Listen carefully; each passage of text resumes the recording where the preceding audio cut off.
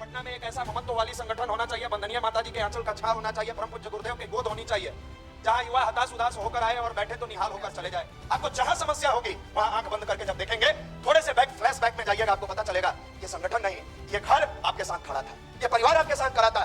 अगर जीवन में भाई को भरत की तरह अपना लोगे तो हर घर में, अगर आपसे कोई पूछे युवा प्रकोष्ठ क्या एक संगठन है, बिल्कुल नहीं।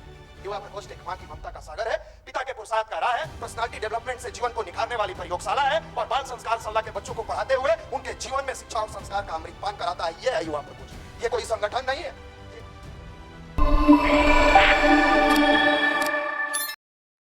अध्यात्म से जुड़ने वाला व्यक्ति कैसे ताकतवर बनता है? जैसे आपने वायुमंडल में ऑक्सीजन को देखा है, किसी ने देखा है? कोई बढ़िया फिजिक्स पढ़े होइएगा, केमिस्ट्री, बायो या स्टार टीचर से पढ़े होइएगा तो देखे होइएगा, दिखाया गया होगा कि देखिए ये ऑक्सीजन है, नहीं दिखता है। ठीक उसी प्रकार अध्यात्म की ताकत नहीं दिखती है। आप कहिएगा इसका एग्जाम्पल दीजिए तो समझ में आ जाएगा। आप जहाँ बैठे हैं 29वां स्थापना दिवस इसका मनाया गया।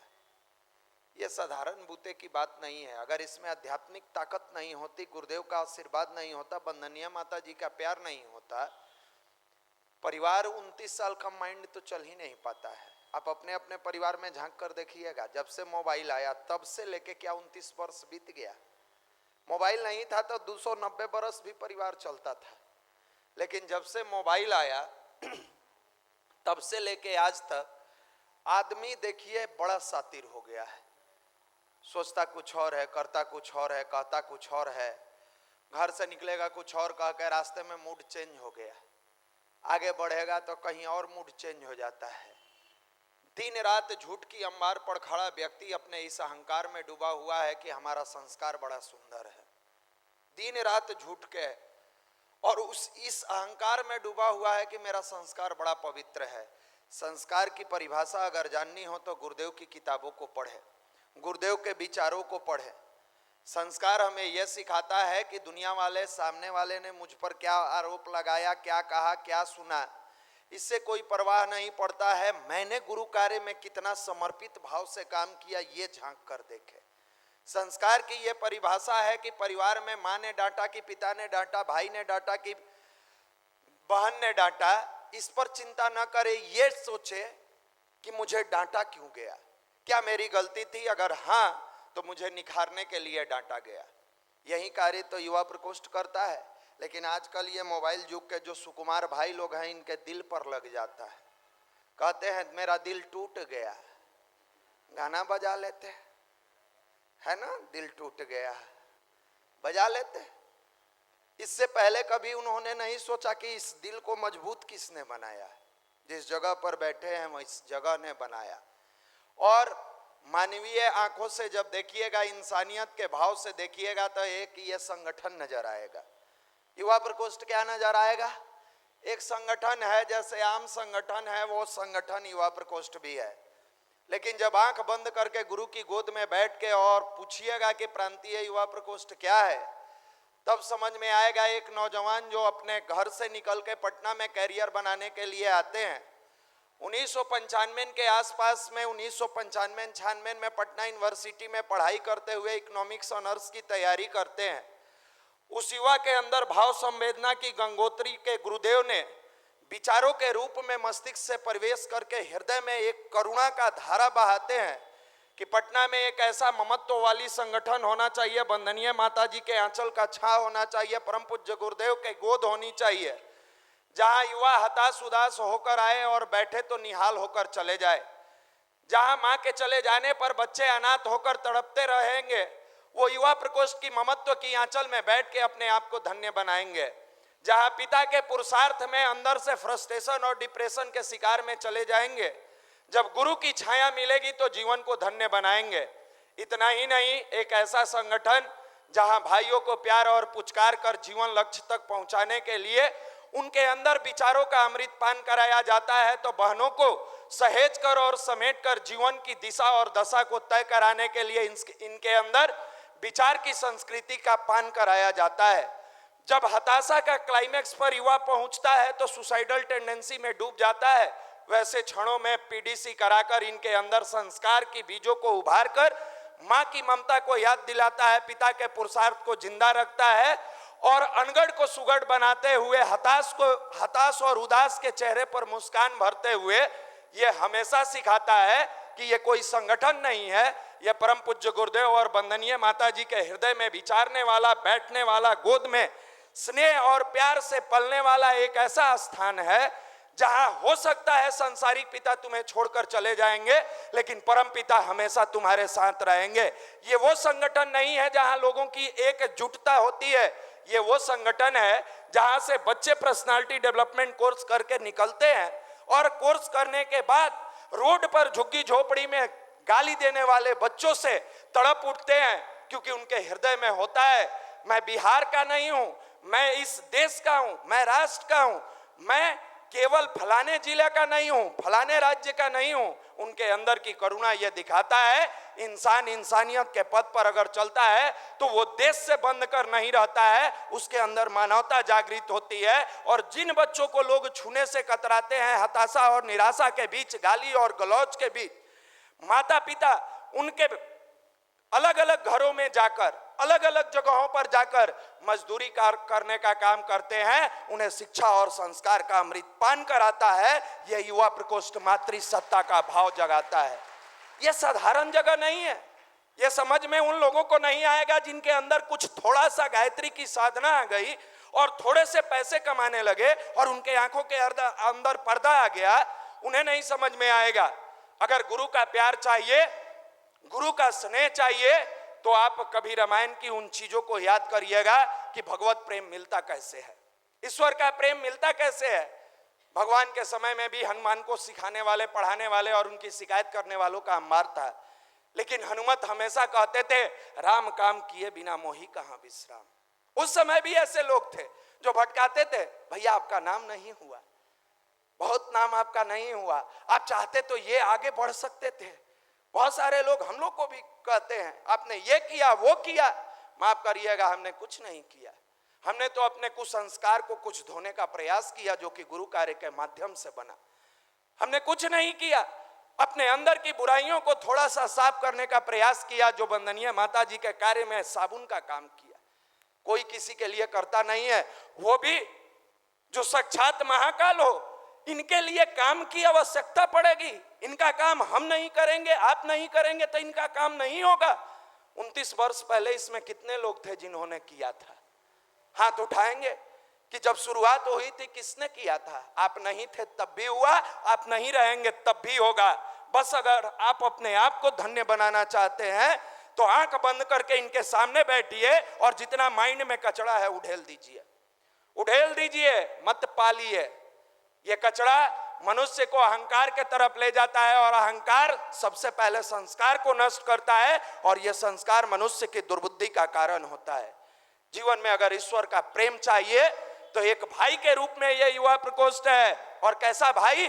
भरत जैसा भाई के रूप में है, जहां अपराध न होते हुए भी आपके अंदर क्या है, बुराइयों को दूर करने का प्रयास करता है।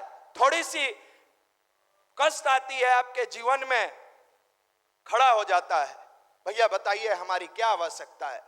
थोड़ा सा दुख होता है, ये तैयार रहता है, भैया क्या दिक्कत है, बोलिए हम लोग आपके साथ हैं, हम लोग आपके कदमों से कदम मिला के आगे बढ़ने का प्रयास करेंगे। आपको जहां समस्या होगी वहां आंख बंद करके जब देखेंगे, थोड़े से बैक, फ्लैशबैक में जाइएगा, आपको पता चलेगा ये संगठन नहीं, ये घर आपके साथ खड़ा था, ये परिवार आपके साथ खड़ा था। अगर जीवन में भाई को भरत की तरह अपना लोगे तो हर घर में, हर जगह अयोध्या नजर आएगा, और अगर विभीषण की तरह अपनाओगे तो लंका का दहन हो जाएगा। ये हमेशा याद रखना। सोने के अंबार पर बैठा हुआ रावण को इस बात का घमंड था कि ये विभीषण मेरा कुछ नहीं है, और लात मारकर भगा दिया, लात मारकर भगा दिया। उस विभीषण को तनिक भी बुरा न लगा, कहा कोई बात नहीं, आपने भगा दिया, हम जाते हैं सामने वाले से दोस्ती करेंगे। भगा दिए, आप छोड़ दिए, हम सामने वाले से दोस्ती करेंगे। याद रखिएगा युवा प्रकोष्ठ के भाइयों, आप लात मारिएगा वो जाकर कहीं ना कहीं बुरे विचार वालों से जुड़ेगा। विभीषण का तो सौभाग्य था कि भगवान मर्यादा पुरुषोत्तम राम से जुड़ा। लेकिन आज के डेट में राम नजर नहीं आते हैं, कंस ही कंस नजर आता है। अगर आपके प्यार न देने के कारण, दुत्कार के कारण कोई टूटकर और दूसरे जगह जुड़ता है, उसका प्रायश्चित आपको भोगना होगा, उसका कहीं ना कहीं कष्ट आपको भोगना होगा। अगर आप किसी की जिंदगी को आबाद नहीं कर सकते तो बर्बाद करने का अधिकार ईश्वर ने नहीं दिया है। आप अगर किसी को उंगली पकड़ के 4 कदम सही राह पर नहीं चला सकते तो किसी को गड्ढे में गिराने का अधिकार आपको किसी ने नहीं दिया है। अगर 2 शब्द प्यार से बात करके किसी के दिल में थोड़ी सी गुदगुदाहट नहीं दे सकते हैं तो आपको उसको रुलाने का अधिकार किसी ने नहीं दिया। अगर अपने आत्मीयता से किसी को मुस्कुराने का आपके अंदर क्षमता नहीं है तो किसी के आंखों में विष भरकर आंसू गिराने का अधिकार आपको किसी ने नहीं दिया है। इसी का नाम तो भारत का अध्यात्म है। ये जब उस समय आता है हनुमान के जीवन में, हनुमान कहते हैं राम काम किए बिना मोही कहाँ विश्राम, राम का काम किए बिना मुझे चैन कहाँ है। आप सुबह उठिए, आंख खोलिए, आपका जो कर्म है वही पूजा है। सबसे पहले फ्रेश होइए, हाथ पैर को धोइए, आंख बंद करके 20 मिनट पूरे भाव से माँ गायत्री की गोद में बैठ के गुरुदेव माता जी का स्नेह और प्यार लेते हुए मेडिटेशन कीजिए। घर से निकलते समय आप में से जितने लोग आए होंगे यहाँ या जो सुन रहे हैं, जब भी घर से निकलते हैं सबसे पहले चेक करते हैं मेरा मोबाइल चार्ज है कि नहीं है। सब चेक करते हैं कितना % है, क्या है। नहीं है तो 10 मिनट भी टाइम है, तुरंत प्लग खोजते हैं, पिन लगाते हैं, मेरा मोबाइल चार्ज हो जाए। कभी घर से निकलते समय सोचा है तुम चार्ज हो कि नहीं हो? कोई फर्क नहीं पड़ता है। कभी नहीं सोचता है कि मैं चार्ज हूं कि नहीं हूं। और बिना चार्जिंग का मोबाइल लेके जब नहीं जा सकते तो ये जिंदगी को कैसे ढोलोगे? ये जब डिस्चार्ज हो जाएगा फिर कोई काम का नहीं रह जाएगा। इसलिए सबसे पहले उठो और मोबाइल चार्ज हो या ना हो, अपने आप को लगाओ चार्जर में, गुरु जी के पास जाओ, बैठो, आंख बंद करो और प्रार्थना करो, हे मालिक अब सौंप दिया इस जीवन का सब भार तुम्हारे हाथों में है, जीत तुम्हारी हाथों में और हार तुम्हारे हाथों में। मैंने सौंप दिया है, मुझे नहीं मालूम मैं इस कलयुग में जहां मोबाइल, नेट, इंटरनेट, अश्लील वीडियो से लेके बुराइयों का अंबार भरा पड़ा है, अपने बूते मैं क्या कर पाऊंगा मालिक मुझे नहीं मालूम है। लेकिन मुझे ये जरूर मालूम है कि आपकी कृपा बन जाए तो मेरा हार में भी जीत है और जीत में भी मैं मुस्कुराता हुआ आगे बढ़ूंगा। ये भाव, ये इमोशंस, इसकी क्लाइमैक्स जब जाती है तब आदमी मस्त होके अपने ईश्वर को याद करता है, वरना भाव जागृत होगा नहीं। आगे लगा के देव स्थापना की तस्वीर, बस वो तस्वीर फोटो नजर आएगा। ये बहुत सारे लोगों को फोटो नजर आता होगा, ये फोटो लगा है, फोटो नहीं है, ये आपके गुरु हैं। और गुरु कोई व्यक्ति नहीं होता जिसको आप तस्वीरों में लगा दोगे। भावनात्मक रूप से, चित्रात्मक रूप से आप भले देख सकते हो, गुरु तो वो शक्ति है जिसको आंख बंद करके निहारोगे तो हृदय को गदगद होता पाओगे। गुरु तो वो ताकत है जो अंधकार में भी प्रकाश दिखाने का प्रयास करते हैं। गुरु तो वो शक्ति है जो भटके को राह दिखाते हैं। आप भाव से करो। क्या गुरु जी हम आपके पास आए हैं बस एक बेटा के नाते, एक पुत्र के नाते, एक पुत्री के नाते, एक औलाद के नाते, और कुछ समझ में नहीं आए तो इतना सा कहना, एक दास के नाते आपके चरणों में आया हूं, मुझे शरण दे देना मालिक। देखना आप जिस पढ़ाई के लिए छटपटा रहे हो, जिस कैरियर के लिए, जिस क्लास के लिए छटपटा रहे हो, वो क्लास कितना शानदार हो जाएगा। छटपटा रहे हो मेरा कोई नहीं सुनता, मेरा, अरे जिस दिन भगवान का साथ हो जाएगा। आपके घर किसी मित्र का आना होता है, आप क्या करते हो? मित्र आ रहा है, थोड़ा सा रूम को साफ सुथरा कर देते हो, थोड़ा भोजन भी मंगाते हो, बनाते हो, जो भी करते हो, मेरा मित्र आने वाला है। सोचो मित्र के आने की खुशी में अपने आप को कितना शांत कर लेते हो, स्थिर कर लेते हो। कहीं जाते नहीं हो कि कहीं चले जाएं तब तक मेरा मित्र आ जाए तो क्या होगा, करते हैं ना। अगर आपके कोई रिश्तेदार आने वाले हैं जिससे आप बहुत प्यार करते हो, वो सूचना मिला, सोच लो मेरे रिश्तेदार आने वाले हैं, थोड़ा और जम के तैयारी होता है। बढ़िया से कप धोआएगा, गिलास धोआएगा, उनके मनपसंद भोजन बनाया जाएगा, मेरा रिश्तेदार आने वाला है। अब मान लो अगर कोई सूचना दिया आपके घर मुख्यमंत्री जी आने वाले हैं, अब क्या करोगे? घर तो सजाओगे ही, आसपास को एकदम पवित्र बना दोगे और हिलोगे नहीं, मेरा फोटो गड़बड़ा जाएगा।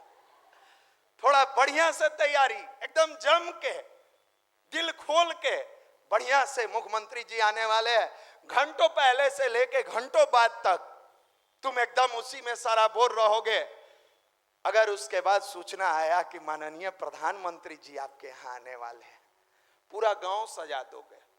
हृदय की खुशी का उद्गार इतना होता है कि इंसान पूरे गांव को सजा देता है, पूरे रिश्तेदार को बता देता है, जान रहे हो हमारे यहाँ प्रधानमंत्री जी आने वाले हैं, माननीय प्रधानमंत्री जी आने वाले हैं। खुशी के मारे इंसान पागल हो जाता है।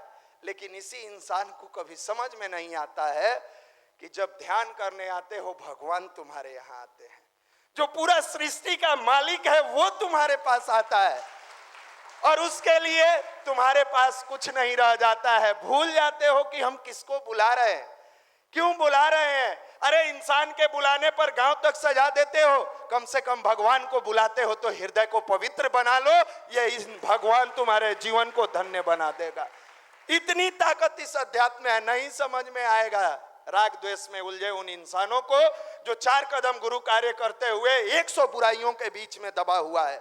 नहीं समझ में आएगा उन युवा भाइयों को जो थोड़े बहुत फूल और माला चढ़ाकर और सोचता है मैंने गुरु के लिए बहुत किया। अगर गुरु के कार्य के बारे में जानना है तो अंदर झांको, अंदर देखो। जब अंदर झांक कर आप देखेंगे तब पता चलेगा कि इंसान के लिए घर सजा दिया जाता है।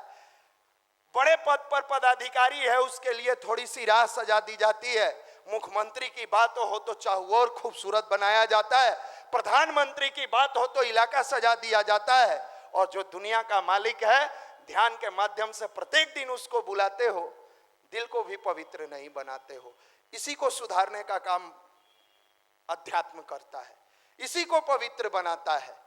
और ये जब पवित्रता की तरफ जाता है तो ऐसे ऐसे संगठन में ममत्व का प्यार मिलता चला जाता है। अगर आपसे कोई पूछे युवा प्रकोष्ठ क्या एक संगठन है, बिल्कुल नहीं।